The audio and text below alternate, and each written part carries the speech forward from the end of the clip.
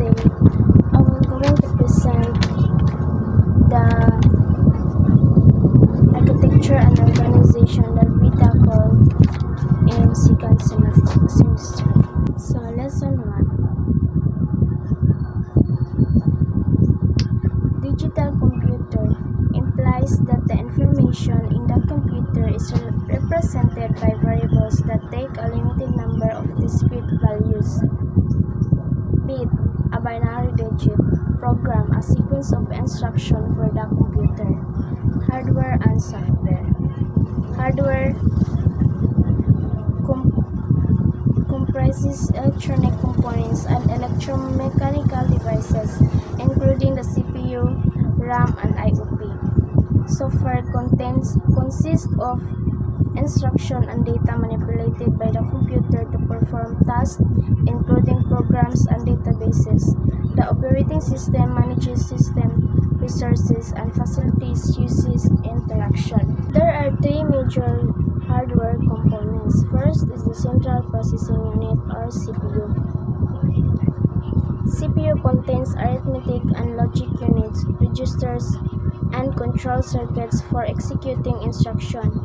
Second is the Random Access Memory or RAM. RAM stores instruction and data temporarily. Last is the Input and Output Processor or IOP. IOP facilitates communication between the computer and external devices such as keyboards, printers, and disks. So next is the lesson 2, which is logic gates. Signals. In digital computers, binary information is represented using physical quantities, typically electric signals such as voltages. These signals exist in one of two recognizable states, representing binary variables as either 1 or 0.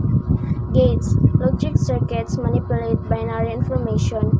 Gates are hardware blocks that generate signals of binary 1 or 0 when certain input logic conditions are met. Truth table. This table presents the input-output relationship of binary variables for each gate in a tabular format. So AND gate outputs 1 if both input A and input B are 1. Otherwise, outputs 0. So AND gate, kung siya, if we say AND gate, kung siya kanang multiplication. So kung mo input ka og 1, if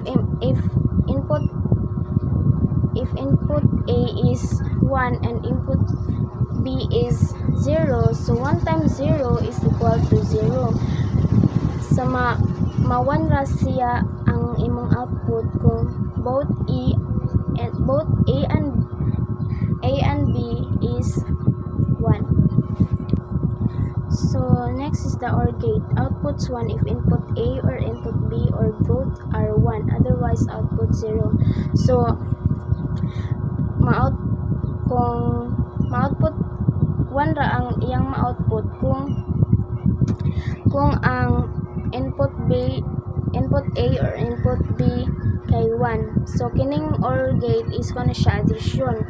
So kung imong input A is 1 tas ang imong input B is 0, so 1 plus 0 is equal to 1. So inverter circuits inverts the logic sense of a binary signals producing the NOT or complement function. So kining inverter circuit is kuno na siya kanang bale not ni siya. So kung input A nimo is 1, so mabaliktad ra siya ang output anang 1 is 0. Ang output sa 0 is 1. Buffer circuit maintains the same logic function with the output binary value identical to the input binary value.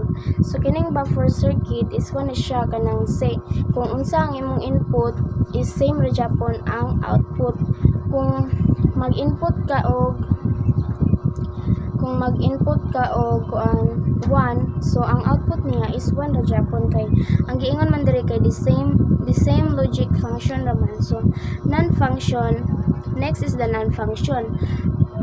The complement of the AND function represented by an AND graphic symbol followed by a small circle. So kanang ang non-function kay kanang kung unsay output sa AND kay baliktad ra siya sa NAND. So di ba ang kuan ni kay multiplication, di ba ang kuan sa AND kay multiplication. So kung unsa ang output sa AND kay mabali ra siya sa output sa NAND. So kung ang AND nimo is ang input A ug input B nimo sa AND kay 1, both siya 1, so di ba 1 times 1 is equal to 1 sa AND. Sa NAND, kung sa NAND na kung ang input A and input B is 1, ang iyang output is 0. So next is the exclusive OR gate. Outputs 1 if either input is 1, excluding the case when both inputs are 1. So ang exclusive OR gate is kung pareha siya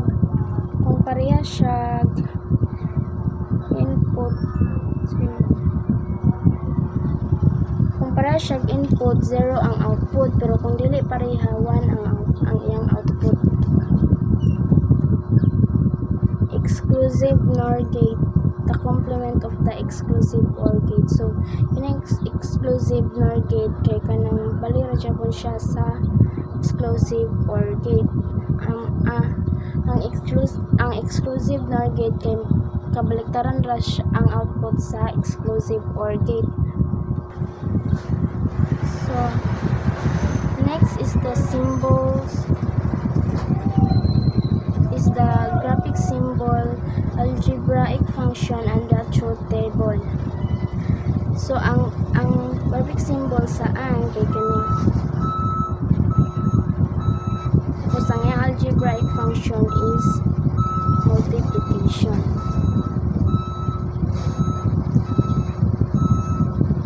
So ano siya ang example sa mga logic gates. So ang diri gibutang ang AND, ang iyang input A is 0, so ang iyang input B is 0, so ang iyang output is 0 kay 0 times 0 is equal to 0. Sa OR pod diri gibutang ang input A kay 0 Japon siya, tas ang input B is 0 Japon, so 0 plus 0 is equal to 0. Dayon ang inverter is ano siya, kung sa ang imong input balira siya sa iyang output. And ang buffer gate niya kay same ra Japon kung unsa ang input, tapos ang NAND kabaliktaran ra siya sa kung unsay answer sa AND. Ang NOR kabaliktaran ra siya sa kung unsay answer sa NOR. Ang XOR so para sa akong gingon kanina, ang XOR kung pareha siya input ug output, zeros kung pareha ang input A ug input B, ang iyang output is 0. Sa XNOR pod, kung balipod siya sa XOR, kung ang iyang input A ug input B kay 0, ang iyang output is 1. So lesson 3, which is Boolean algebra. So Boolean algebra, a mathematical system that deals with binary variables and logic operations, developed by George Boole. It provides a formal framework for analyzing and manipulating logical expression. Boolean function, an expression in Boolean algebra that can be algebraically represented using binary variables, logic operation symbols such as AND or NOT, parentheses for grouping, and the equal sign to indicate equivalence. So nadiri example. So kining kadong example is kuan siya kanang sa exclusive or. Next is the reason for which is map simplification. So reason for two logical diagrams for the same Boolean function. So diri na siya nakoy gibutang diri nga kanang graphic symbol tapos i-identify siya kung saan iyang algebraic function. Next is the Carnot map or K-map. This method can be seen as a graphical representation of the truth table, facilitating the identification of the minimum number of terms required to express the function algebraically. Min term, in the context of Carnot maps, a min term represents a combination of all variables in a truth table that results in an